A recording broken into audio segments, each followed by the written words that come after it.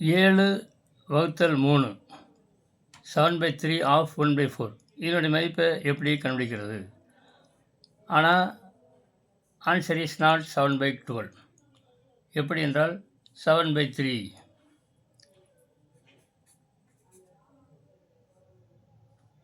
into 1/4. 7 1 is 7, 3 4s are 12. 7/12. This is wrong. We must write this. அப்போ எப்படி இதை கரெக்டாக எழுதுறது? அப்படி என்றால் 7 வகுத்தல் டிவிஷன் 7 டிவிஷன் இந்த 3 ஆஃப் 1/4 அப்படிங்கிறது ஃபுல்லாக இது ஒரு ப்ராக்கெட் மாதிரி. நிறைய பேர் இதில் மிஸ்டேக் விடுவாங்க.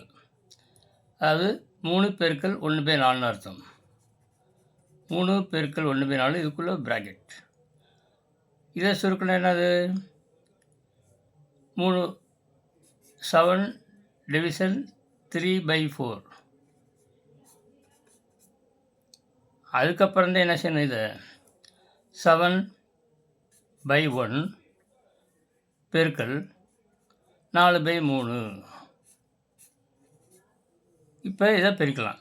4 28/3.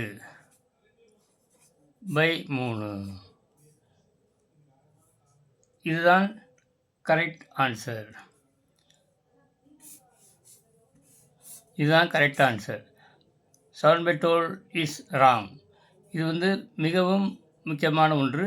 இது டிஎன்பிஎஸ்சி கொஸ்டின் உள்பட அனைத்து குரூப் 1, குரூப் 2, குரூப் 3 எல்லாத்துலேயும் கேட்பாங்க. அனைத்து மாணவர்களும் இது கட்டாயம் தெரிந்திருக்கக்கூடிய ஒன்று. ஏன்னா இதில் அடிக்கடி தவறுகள் விடுவதற்கு வாய்ப்பு உண்டு. இதை நன்றாக மனதில் இருத்து கொள்ளுங்கள்.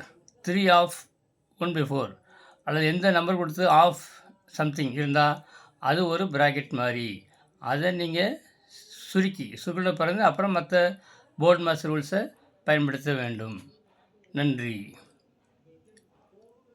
இந்த வீடியோ பிடிச்சிருந்தால் லைக் பண்ணுங்கள், ஷேர் பண்ணுங்கள், சப்ஸ்கிரைப் பண்ணுங்கள். உங்கள் எண்ணங்களை கமெண்ட் பாக்ஸில் தெரிவிக்கவும். நன்றி.